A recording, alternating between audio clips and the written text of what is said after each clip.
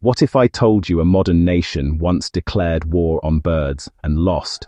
Or that an entire city started dancing non-stop for weeks with deadly consequences? These stories sound like internet myths. They aren't. They're documented history. Today we're looking at historical events that feel made up, but are completely real.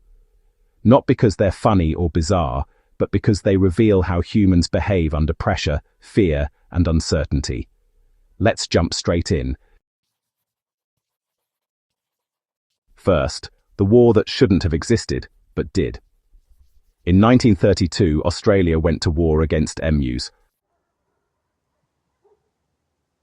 Yes, emus. After World War I, Australian veterans were given farmland in Western Australia. The problem was that tens of thousands of emus migrated through those fields, destroying crops and fences almost overnight. Farmers asked the government for help. The response was, well, military action. The Australian Army deployed soldiers armed with Lewis machine guns to eliminate the emu population. The operation was officially sanctioned and reported in newspapers. It failed. The emus moved too fast, spread out unpredictably, and honestly, absorbed far more ammunition than expected. Guns jammed, soldiers missed, the birds adapted. After weeks of effort, the military withdrew. The emus were still there. The event became known as the Great Emu War, and it mattered because it exposed a serious problem. Military solutions don't work for civilian or environmental issues.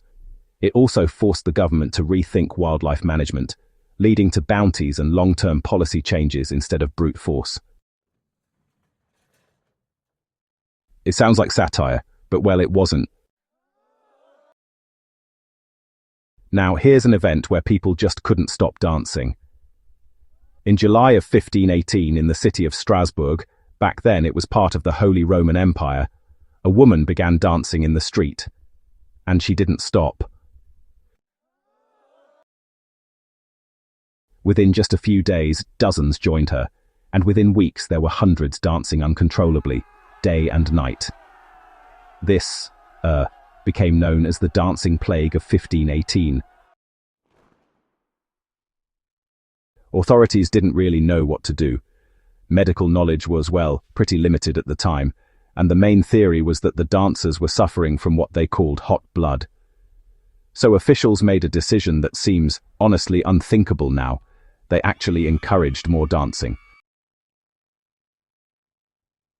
Stages were built and musicians were hired. The logic was that people would just dance it out and eventually recover, but yeah, they didn't. The event went on for weeks. Many dancers collapsed from exhaustion, or even worse. Eventually, the city changed its mind, banning music and sending victims to shrines for treatment. Modern historians believe the cause was likely a combination of extreme stress, famine, disease, and psychological contagion. Strasbourg had just endured crop failures and social instability. The population was already on edge. This matters today because it shows how mental health crises can spread socially, especially during times of hardship. Collective stress can produce real physical behavior, even without a single clear cause. Next, the Timeflowers nearly collapsed an economy. In the 1630s, the Dutch Republic experienced something known as tulip mania. So tulips had just recently been introduced to Europe, and well, they quickly became luxury status symbols.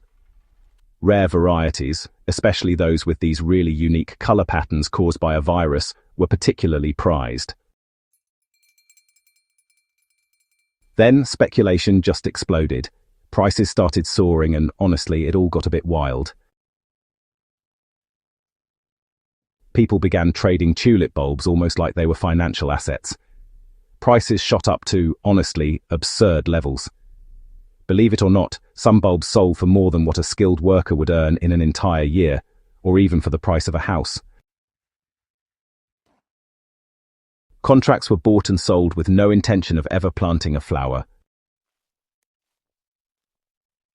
Then suddenly buyers stopped showing up, confidence vanished, prices collapsed almost overnight, fortunes disappeared.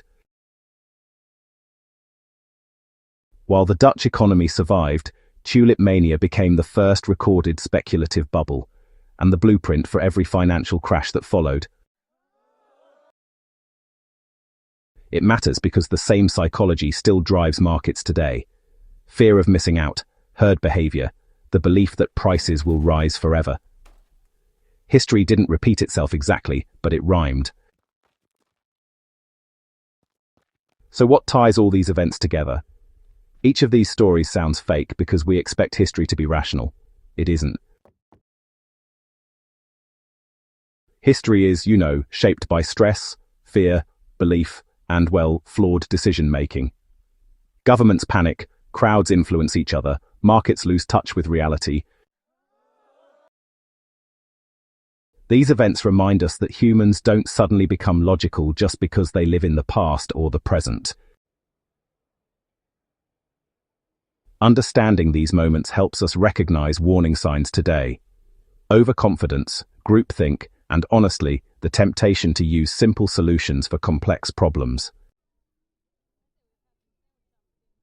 If you enjoyed this exploration of real history that feels unreal like the video, subscribe for more serious history and watch the next episode where we dive into laws and rules from the past that sound fake but were brutally enforced.